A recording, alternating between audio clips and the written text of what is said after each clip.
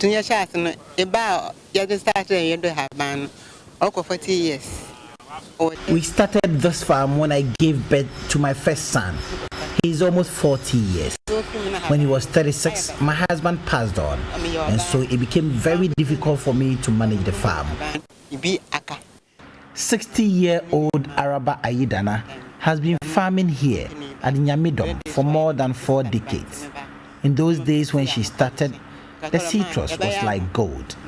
It served her well. I managed it small, and I was told by my son that there was a factory that was springing up to help us manage our farm. I told him to help me so I could cater for the children. As years grew by, she lost hope, lost almost every interest she had in the citrus business.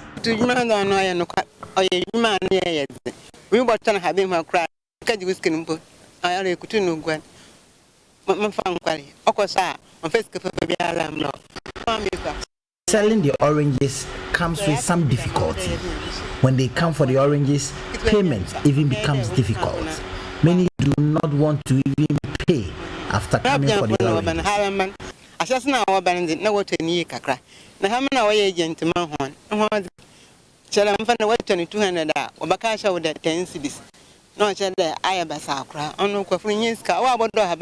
When it happens like that, you become disillusioned. If the factory will help, it will be better than allowing the oranges to just rot by the roadside.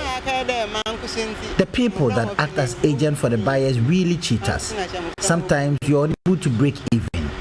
You run into losses and unable to pay the people who carry the oranges to the roadside and weed the farms.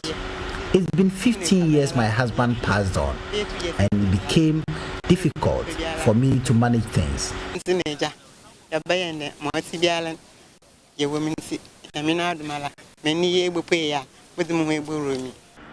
The entire Abura Asebu Kwamankese District is noted for the production of citrus.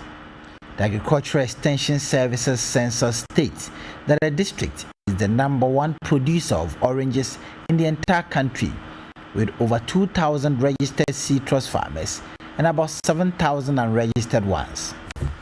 Citrus farmers like Abura Ayidana toil day and night to till the land, labor to care for the plants, contract loans to buy pesticides, and all the things that are needed to make sure they have their own share of their bumper harvest. But they virtually labor in vain. The oranges are left by the roadside for lack of markets for the produce. This district is known for citrus. Over the years, we used to have a citrus factory in Asebu called Erus, and unfortunately it is collapsed. And that was the hope of our farmers, our fathers, and our brothers and sisters over here. After the collapse of the factory, this had been really hard for the people. And these farmers, they lost hope actually. So most of them abandoned their farms. When you go to a village like Aswanse, Yamidom, it's a highly populated citrus community. And they left their farms for about 10 years. And they even started cutting them off.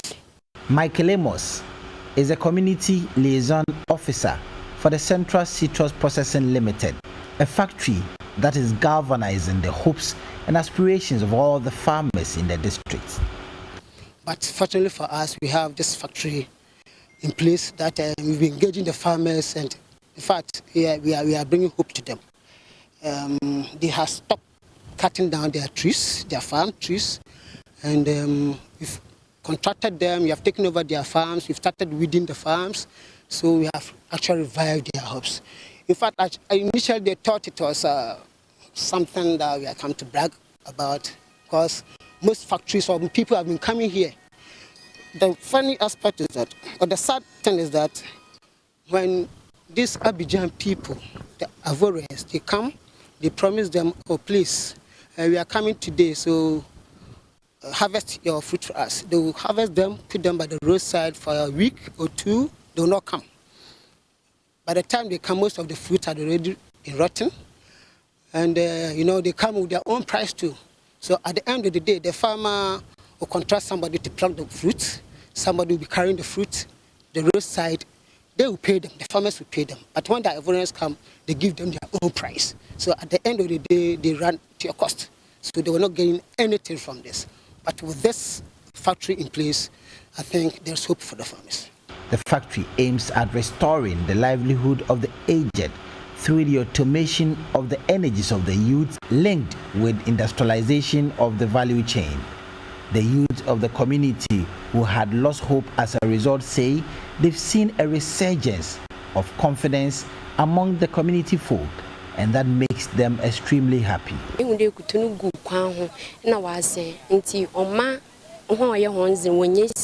Instead of them, we always see the oranges rotten by the roadside, so the farmers do not get anything. It's disheartening to see that, but once the factory is starting, they can bring them here for them to buy and use them. My grandmom cut all her citrus and advised us to stay off the business of citrus because it doesn't help. Mostly no, because of income na make I be kwani kutu betume gu kwan ho aonya atofo mo ombamboto na kutu gu kwan abona kutu na say like I dey ha say no. It's very common to see the oranges by the roadside, and they don't get market for the oranges. The farmers get overly worried. Now they've been registered. We hope the factory works to deal with the challenge. Because even though I'm in farmers in Baby Papa, I register, I start to get to work to even though no community I want the day, this way go ever go on now almost so yeah, it's me at home work to product. Like Abura Asebu saying, farmers in the area and say you could know there. Sometimes Bokono be with you could buy 3 acres. No way training in a no way there, baby, son, I say you couldn't average for no what on my price, Papa. See. The best thing is a butcher, not the. Here in the Abura Asebu Kwamankese area, the farmers don't even get value for what they cultivate. The buyers just offer them just anything, and sometimes they don't even pay. A pineapple juice. Now at the same time, we're not saying I'm a Juma about to my answer you to the in your beer. This is how I factory. Maybe sure. I'm rest assured say you could be good because the last time my colleagues be me you are in your factory. Nananga what by factory and I so we here kutuna even a abricos one they can't come and take orange from this place and send it to their own place because now house say no so kutuno a ton in a good price. The community liaison officer Michael Amos discusses the new arrangement that appears to give some hope to the farmers. We have an arrangement with the farmers that we are taking over. You know, most of these farmers are aged. In fact, because they're not getting anything from their farms, the youth are no more interested in doing the citrus farming. So we are signing an agreement, 10-year agreement with them, that we are taking over the farm. We are doing the reading, we are doing the pruning, the spraying, harvesting. In fact, everything that needs to be done in the farm are going to be done by the factory. At the end of the year, per acre, we have a price for the farmer. So we have 20 acres depending, then we have the price and we multiply with it.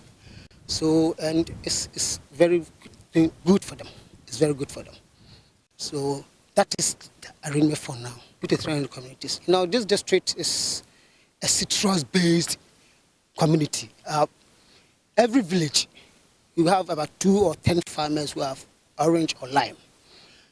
From we are running from Isando Chrome, Aswanse, Yamedong, Butubu, Apiosika, Abrodunko, Asebu, and we are even going to a community in Fantaman district called Ishiro, Pepiase, we are at Ifutu, Mampong, Cape Coast district, Jokwa, Unesin. In fact, we have more than 200 districts. People are now coming in. They are now calling. Initially, they thought we were not coming. But once we started the weeding, we started the pruning, they now seen that we are serious with whatever we are telling them. So they are now even calling us to come and register them. The chief of Abura Odum, Nanaba for Afena, says the community will support the company to ensure that it survives.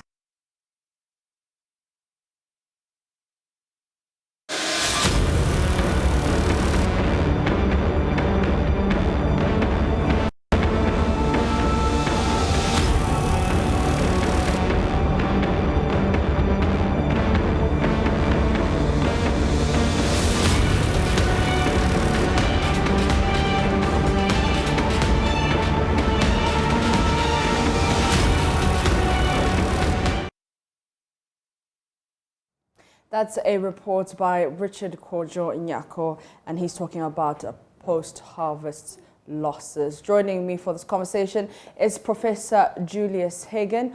He's with the UCC School of Agric. Prof, good morning and thank you so much for your time.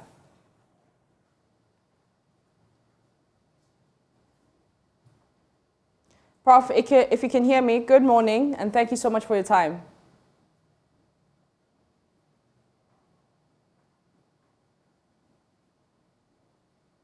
Do we have Prof on the line? All right, let me try for the last time. Professor Julius Hagen is with the UCC School of Agric, and we're going to discuss post-harvest losses. Prof, if you can hear me, good morning, and thank you so much for your time. Good morning. All right, now let's talk about the post-harvest losses and the feature we just played. What are your initial reactions to this?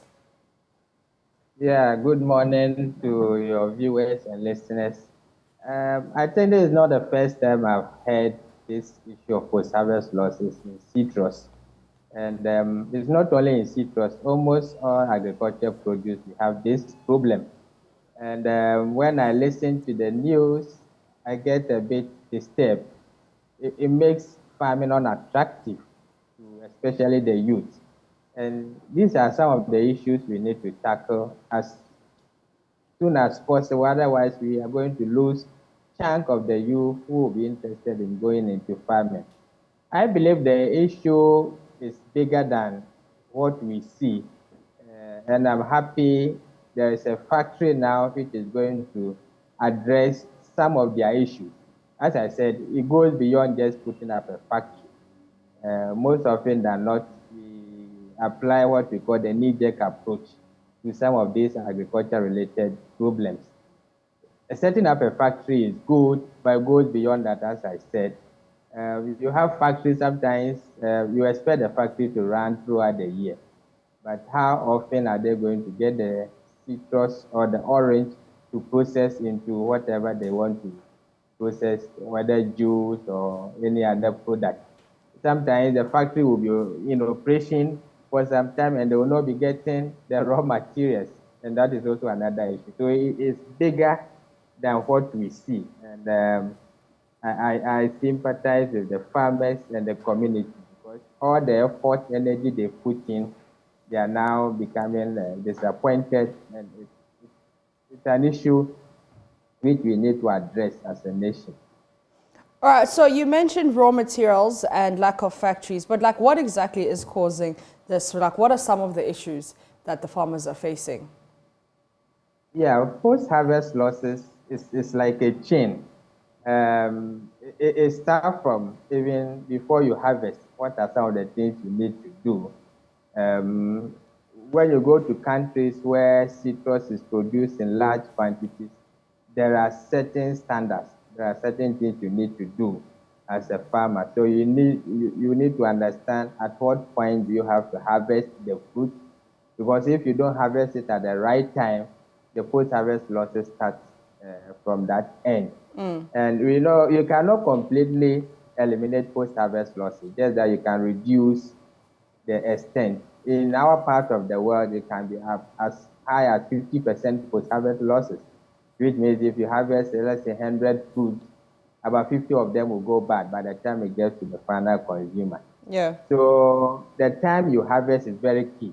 At what point do you harvest? As to whether the farmers actually know which specific age at which the fruits are harvested is very key. If you harvest it too late, it affects it. If you harvest it too early, it will lead to post-harvest losses.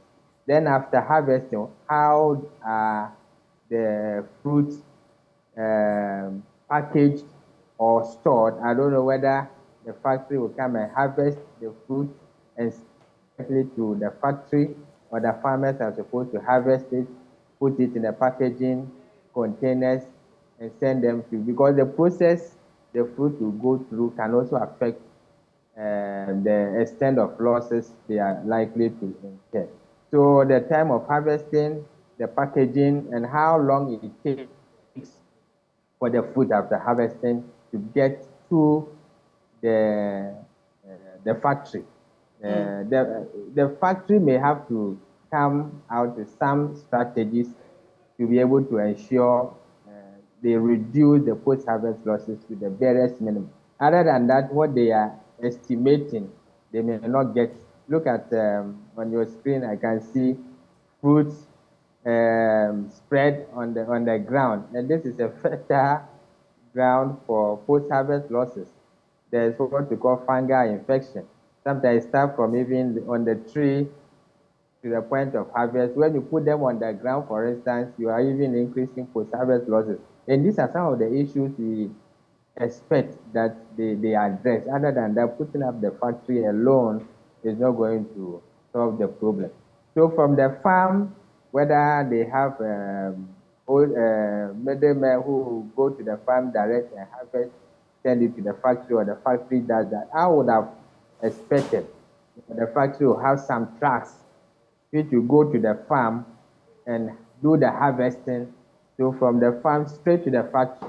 What I expect the factory to have a warehouse where the fruit are stored there before they are processed.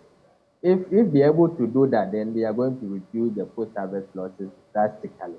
So these are some of the things they may have to do in order to reduce the loss, because there are several factors that can result in the post-harvest losses.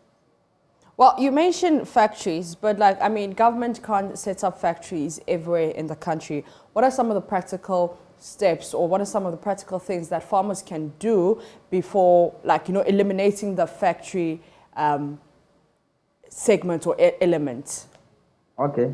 I don't even endorse putting up several factories, because like I said, we don't have, I don't know the quantity of citrus they produce in a year. I'm not too sure how much, because if you put up a huge factory, they may have to run for a few months and close them down. Or because some of the factories that process fruit, they have to import fruit from outside the country because we don't have enough. Yeah. And you know, some of these fruits are seasonal. So within a particular period, season, you get a lot of them. When they are out of season, you don't get. So where are you going to get the fruit? Unless you harvest enough, you store them and use them over a period of time. So I'm not too sure the number of factories is the solution. But when you go to some countries, what they do, they have small cottage industries. So some of the farmers, maybe they come together within an enclave. They can have a small processing plant, very small one. Then immediately they harvest, they process them into fruit juice. Okay. That one can store longer. So you process them into fruit juice, then you package them nicely, and you send them to the market. It's one of the ways we can use to reduce the post-harvest losses. So they have simple machines, processing plants, which are even, some of them are movable. So you move them from farm to farm, they do the processing, or within an enclave, they all come together, they do the processing, somebody takes it off from the farm. So it's one of the things they can do. Then they can also come together, harvest enough, then they send them to the factory. So, but as I said, the timing of the harvest is also very key. The farmers may have to be trained, when are they supposed to harvest, and what are some of the practices they may have to go through. Sometimes the practices they also undertake on their farms predispose these fruits to some losses, especially fungal attack. So the farmers should be able to detect the presence of fungal attack on their fruit, which they can apply some fungicides to control them, or do proper farm sanitation to be able to reduce the infection. When that happens, then it means they are also reducing the post-harvest losses. Then the packaging. Sometimes you see a truckload of fruit, and you realize that the truck is full. So by the time it gets to the final destination, the fruit below, most of them would have gotten spoiled because of the pressure. Yeah. So the packaging is also very important. How do they package them? You go to advanced countries, they have simple packaging material. So instead of putting the fruit in the truck, tie them up, you can put them in packaging materials, and you put one, what do you call it? Is it container, the plastic container or wooden container? You put them on top, just like they do for tomatoes. Because the more you put fruit on top of the other one, the pressure you put on them, by the time you get to your final destination, quite a number of them. And sometimes you see even human beings sitting on top of these trucks. Yeah, so these are some of the practices we may have to avoid. Other than that, we can't do much. Then you go to where they sell some of these fruits too. They expose them to the sun. When you pass there, when you are going from Accra to Takoradi, Cape Coast to Takoradi Road, you see a lot of the fruit on the ground under the sun. It rains and the sun shines. And these are some of the things that can expose fruit to post-harvest losses. Yeah. When you are selling fruit, you don't expose them to the sun. At least you have a shade, you put them under the shade so that you reduce the extent of the sun rays on these fruits. So farmers and even the sellers, they also have to be educated on how some of these things can be done. Then consumers, some of us also buy the fruits, and we can also contribute to post-harvest losses. The quantity you need, you buy that quantity. You don't buy more than you need, and you go and put them in your kitchen or your balcony, whatever. By the time you finish consuming, half of them is gone bad. So all of us have a role to play. The government has a role, farmers have a role to play, consumers, you also have a role to play. And when we all play our role very well, I think it will go a long way to help reduce these post-harvest losses, because it affects their income, their livelihood, and all that. You see quite a lot of food gotten rotten. And all right, Prof, before I let you go, your final thoughts on this and the way forward. All right, it seems like we might have lost Professor Julius Hagen, and he's an associate professor at the UCC School of Agric, and he's been giving us... Yeah, Prof, can you hear me? Yeah, I can hear you. Yeah, I just wanted your final remarks. Yeah, so what I would say is that as a country, we need to ask ourselves what is our comparative advantage when it comes to agriculture, just like we have had for cocoa. You know, cocoa has we have Cocoa Research Institute, and they are responsible for every aspect of cocoa. So if you want to be a cocoa farmer, you don't go and look for your own seed. You don't do whatever you want to do, but rather you go through some processes, because Cocoa Research or Cocoa Board has set out the responsibility is not to go and look for market. It doesn't happen in any advanced country. But here, because we don't do farming as a business, farmers have to go around looking for market. It doesn't happen in any advanced country. The farmer's responsibility is to grow. At the end of the day, marketing is not the farmer's responsibility. Yeah. So we ask ourselves, is citrus one of the 3 crops we want to promote? Then we should have structures in place. What type of citrus do we have to grow? Where do we have to grow it? What type of soil? All these things must be properly done, so that farmers know that if I plant an acre, 10 acres, 100 acres, somebody is coming to buy at the end of the day. It's not the farmer's responsibility. Crying out, looking for, now the factory will dictate how much, as to whether the farmers have an idea how much they put in.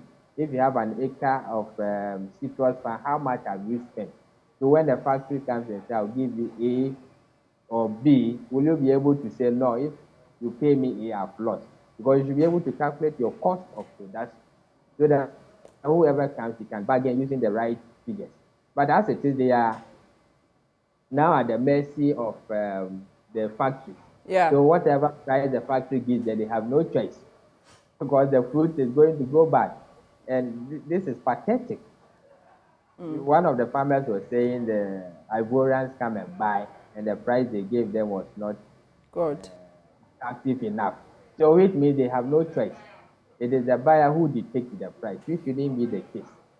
So the farmer should be empowered such that they know how much has gone in, and they can decide how much I can sell. Other than that, I'll run at a loss. So before they even start planting, they should have an idea how much I'm going to sell, how much have I put in, and in doing that, they will be able to detect their profit margin. Other than that, you put in all your energy, all the money, and at the end of the day, you don't get anything. I don't think it's attractive. All right. Thank you so much, Prof, for that. That is Professor Julius Hagen, and he's an associate professor with the UCC School of Agric, and he's been giving us some pointers on how farmers can avoid or reduce post-harvest loss.